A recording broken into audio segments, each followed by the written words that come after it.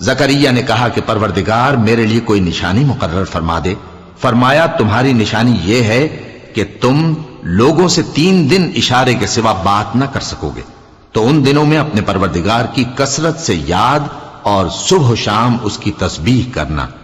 اور جب فرشتوں نے مریم سے کہا کہ مریم، اللہ نے تم کو برگزیدہ کیا ہے اور تمہیں پاک بنایا ہے اور دنیا جہان کی عورتوں میں سے تم کو منتخب کیا ہے، اے مریم اپنے پروردگار کی فرما برداری کرنا اور سجدہ کرنا اور رکوع کرنے والوں کے ساتھ رکوع کرنا۔ اے نبی، یہ باتیں اخبار غیب میں سے ہیں جو ہم تمہارے پاس بھیجتے ہیں۔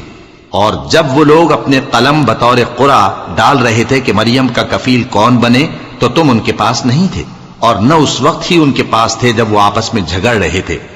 وہ وقت بھی یاد کرنے کے لائق ہے جب فرشتوں نے مریم سے کہا کہ مریم، اللہ تم کو اپنی طرف سے ایک کلمے کی بشارت دیتا ہے جس کا نام مسیح اور مشہور عیسیٰ ابن مریم ہوگا، اور جو دنیا اور آخرت میں آبرو مند اور مقربین میں سے ہوگا، اور ماں کی گود میں اور بڑی عمر کا ہو کر دونوں حالتوں میں لوگوں سے یکساں گفتگو کرے گا اور نیکوکاروں میں ہوگا۔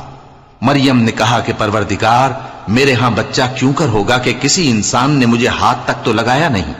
فرمایا کہ اللہ اسی طرح جو چاہتا ہے پیدا کرتا ہے، جب وہ کوئی کام کرنا چاہتا ہے تو ارشاد فرما دیتا ہے کہ ہو جا، تو وہ ہو جاتا ہے۔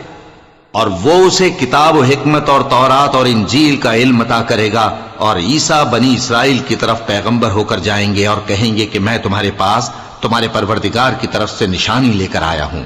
وہ یہ کہ تمہارے سامنے مٹی سے پرندے کی صورت بناتا ہوں، پھر اس میں پھونک مارتا ہوں تو وہ اللہ کے حکم سے سچ مچ پرندہ ہو جاتا ہے،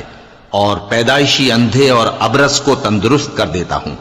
اور اللہ کے حکم سے مردوں کو زندہ کر دیتا ہوں، اور جو کچھ تم کھا کر آتے ہو اور جو اپنے گھروں میں جمع کر رکھتے ہو سب تم کو بتا دیتا ہوں۔ اگر تم صاحب ایمان ہو تو ان باتوں میں تمہارے لیے نشانی ہے،